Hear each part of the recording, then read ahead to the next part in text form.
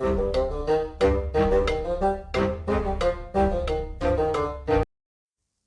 and welcome to the Critically Clueless. Today we're going to be reviewing a game called Trek to Wyoming. Now this game has been published by Devour Digital. It's currently on the PlayStation, Xbox and the PC and will set you back around £15 depending on which platform you are buying it on. And it tells of a gripping story of revenge, loss and honour. And as you can see, it works as a tribute to the classic samurai cinema of the 20th century.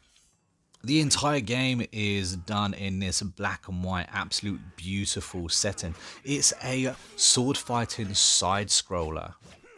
And as you work your way through the game, you will have to win various samurai battles using your katana, maybe even a throwing weapon and a few rolls here and there. The tutorial mode within this game is actually really simple. It tells you very precisely what buttons do what and how and when you should use them. And all in all, the gameplay is actually fantastic. It runs really, really smoothly. Thoroughly enjoyed it. I think this game actually looks blinding, absolutely brilliant. At first, I was a little bit taken back by the fact that this was just black and white. You know, that there was no real color and stuff like that. I understood that this was a smaller game, and it certainly is a small game. You are looking at maybe a few hours of gameplay, but I really got immersed into the story. Now, while this is fully voice acted, this is of course spoken in Japanese, and we have the English subtitles underneath. That didn't detract. I really liked that. It added a huge sense of immersion. It was almost as if I was actually watching an old school movie, as these cutscenes would just come in every so often, and I just got totally immersed in those cutscenes. Hey!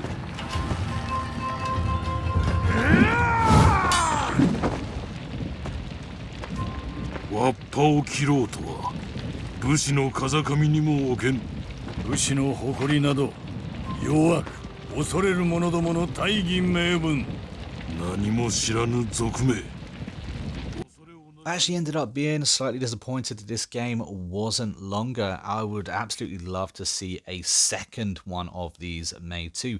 I think for the £15, what you get is actually very, very good. Like I said, this game performed completely correctly on my Xbox. I didn't have any problems whatsoever, so worked as intended, which is a massive thumbs up.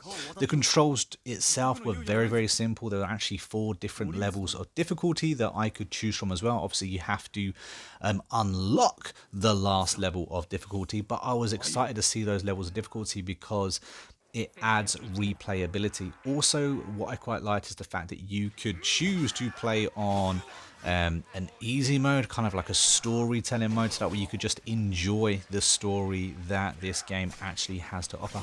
And like I said, the story of this game is actually probably the best part of this game. Don't get me wrong, the game mechanics as well, the sword fighting.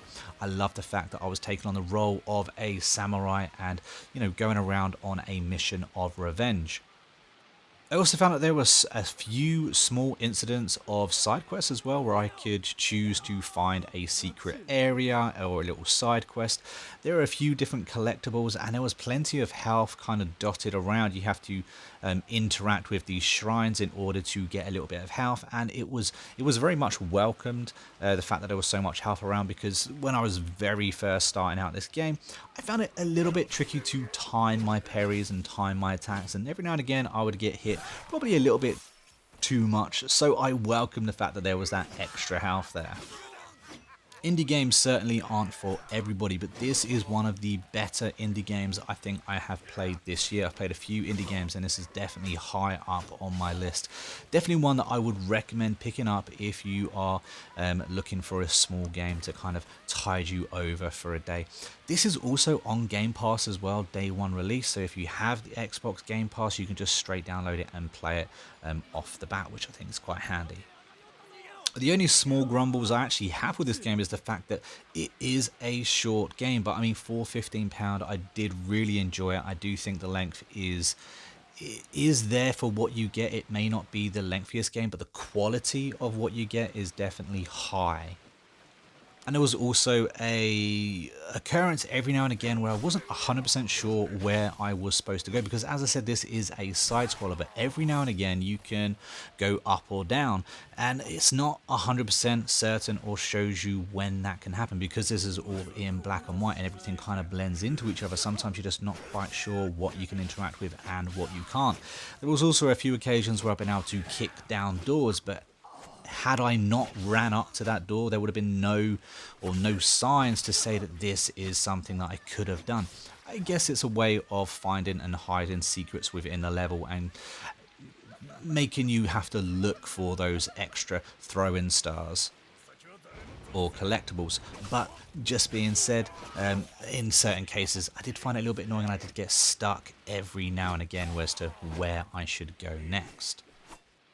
But all that being said, I'm going to give this rather simple samurai game a 8 out of 10. Like I said, I thoroughly enjoyed it. I would recommend it. I think it's value for money, and the quality of what you actually get from an indie publisher is extremely high. If you are even remotely a fan of the old classic Japanese samurai movies, you will definitely thoroughly enjoy this. But let me know down in the comments if this is a game that you have actually picked up already, tried out, and your thoughts on it. Be very interested to know what you guys actually think. And don't forget, as ever, if you have enjoyed this review or just found it entertaining, don't forget to hit that like button and of course subscribe to the channel. That way you don't miss out on more reviews just like this. It's simply one of the best ways to help this channel grow. And of course, as with every review, don't forget to comment red banana down below, just to confuse all those brand new to the channel or just simply who didn't watch to the end. But anyway, that's it for the review. About wraps it up. I'm going to leave you guys with a little bit of footage of the gameplay. Like I said, thoroughly enjoyed this.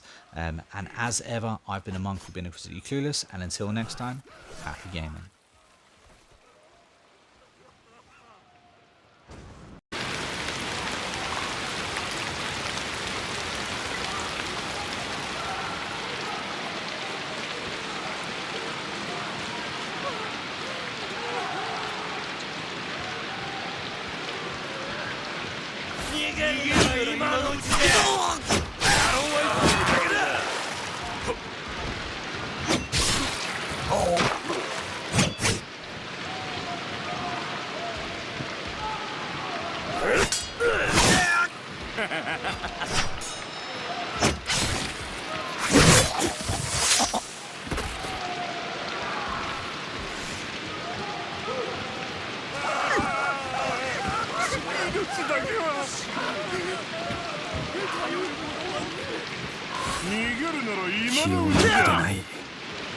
気は抜くでない。